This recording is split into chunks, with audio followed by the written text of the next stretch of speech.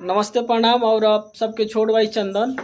और बहुत बढ़िया चीज़ और जे हमरे सफलता के पीछे बा उनके दिखाए वाला बाड़ी कि जब हम वीडियो बनावल सोचत रहनी अब छोड़ दे तो ई बाड़ी ये हमार नानी लगी हाँ। और इहे हमके हमेशा कहली कि तू वीडियो बनाओ आगे निकलबो चाहे मेहनत करो के का कहता उसे मत सुनो।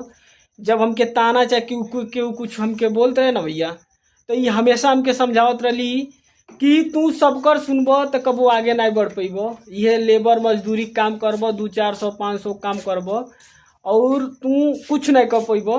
और केहू के सुनो भी मत, अपन आगे बढ़, जोन मन करता तोन कर, सुन सबकर वाली कर हमार अपन वाली। तो ये है कि जोन हमार हमेशा सपोर्ट कैली ये हमरे गांव में भैया ये एगो मेहरारू है कि हमार हमेशा सपोर्ट कैले बाड़ी, एकदम हमेशा सपोर्ट कैले बाड़ी और हमेशा करेली सपोर्ट।